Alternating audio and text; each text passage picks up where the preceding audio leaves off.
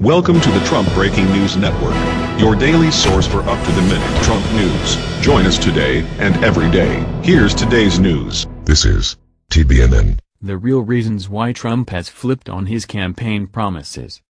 By Tyler Durden. Back in December of 2016 I wrote an article titled "Trump is exactly where the elites want him," which I think was very difficult for a large part of the liberty movement to read and accept. In that article I outlined the future of the Trump presidency, a future dominated by Washington insiders, Goldman Sachs internationalists and neocon warmongers. Trump, at the very onset of his administration, broke one of his most important campaign promises, to drain the swamp. Instead, he filled his cabinet with all of the same swamp creatures he originally attacked, the same swamp creatures Hillary Clinton was notorious for serving. I also warned in numerous articles that because of this initial broken promise, conservatives should not expect that Trump would fulfill most if any of his original plans. In the best-case scenario, Trump is surrounded by enemies dictating policy from every corner and corridor of the White House. This article, of course, triggered quite a bit of wrath from hardcore Trump supporters. And, of course, time has so far proven I was right yet again. The only argument at this point in defense of Trump is that it is still very early in his first year and that no president should be expected to accomplish much in just a few months. Okay, I'll entertain that notion, but let's be realistic here and look at the current circumstances. As I write this, Congress is on the brink of forging a spending bill which essentially removes all backing for Trump's original projects, including the southern border wall. Now, given the bill only provides funding for government until the end of September, but we have witnessed very little resistance from the Trump administration so far. Are we about to see the Republicans roll over yet again in the name of avoiding a government shutdown? I would say yes, for now. This is one area where Trump could light a firestorm.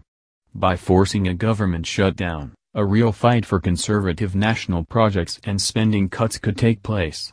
Yet, we are still struggling with the broken monstrosity of Obamacare. We have yet to see any plan for defunding Planned Parenthood. The border wall looks to be a distant dream and military spending is slated to increase by $54 billion.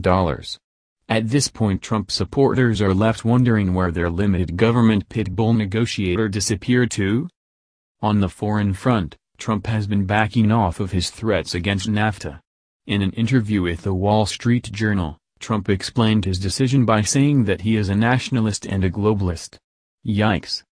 Trump has now also refused to label China a currency manipulator, which was an action many originally thought he would pursue.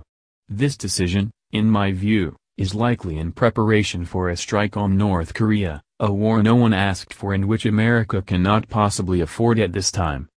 China's move to step back from its protective stance with North Korea supports my long-standing argument that Eastern nations are completely tied to globalist geopolitics, meaning, they do what they are told. If China remains hands-off, a conflict with North Korea is nearly a certainty. This kind of saber-rattling would be contrary to Trump's position on Iraq during his campaign, which was, to summarize his many remarks, a quagmire. A mess of a war that made little sense and gained America nothing.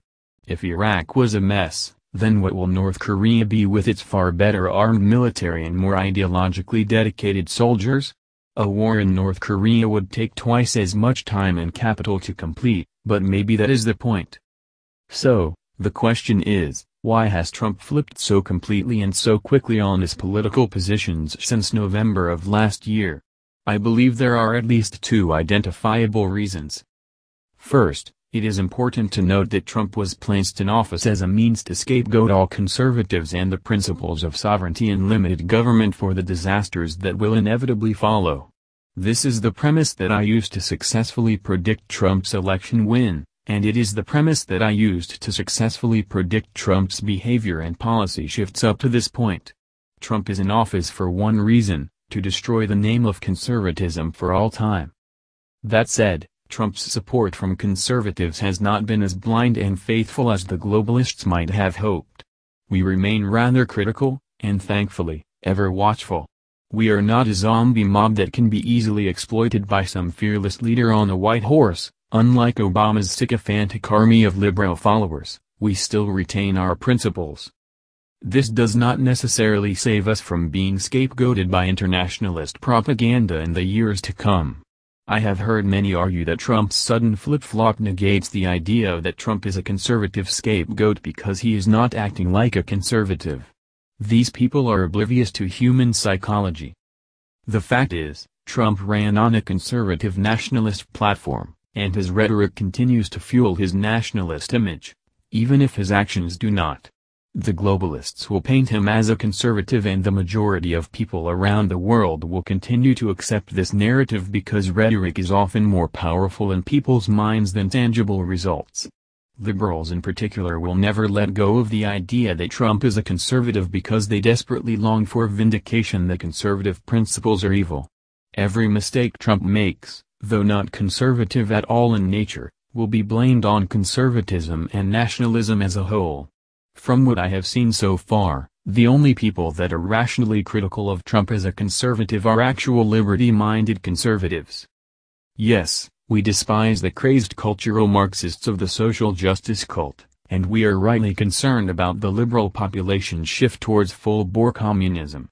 Plus, we do not like Islamic extremism and won't tolerate it within our borders. But we also are not too keen on the idea of being puppets for a fake conservative government, either. This is one reason I believe Trump has suddenly flipped. The globalist scheme to co-opt the liberty movement and constitutional conservatives has failed.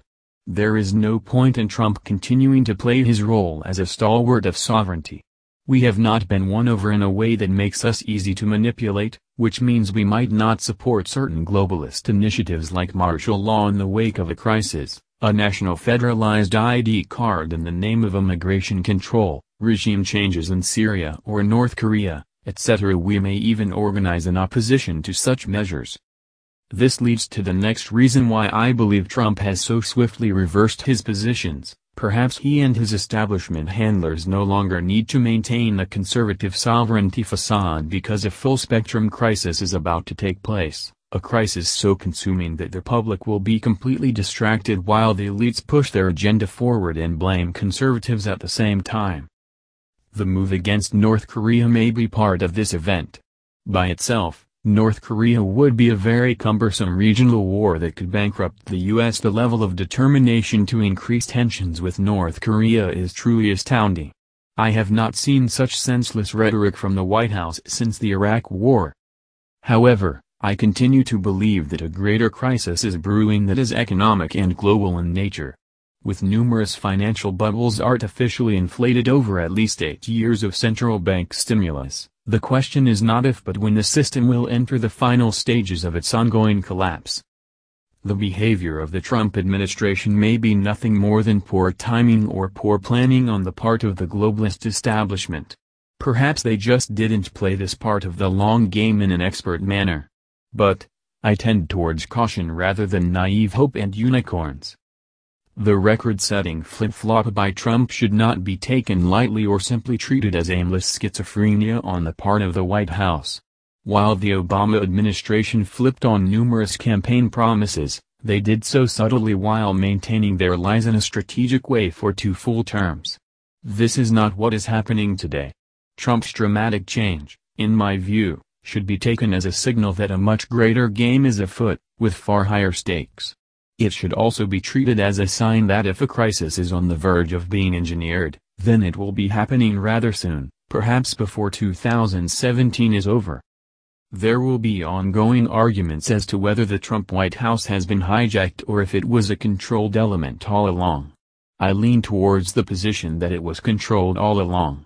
I have seen little to no resistance on the part of Trump against the establishment, only rhetoric.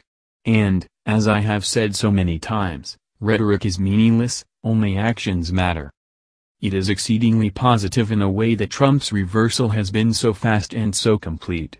It shows that conservatives and liberty champions have not been subsumed into the so-called alt-right, a made-up term designed to pigeonhole and demonize all true conservatives, that the elites failed miserably in their plans to co-opt us. That said, for every success there are consequences. It may be that our refusal to buy into the Trump momentum and cast off our skepticism has caused the establishment to adjust their timetable. And, when the elites do not get what they want, they tend to fall back on their tried-and-true toolkit of violence and disaster. That's the news. Join us here every day. Be sure to subscribe and click the bell. See you next time. This is TBNN.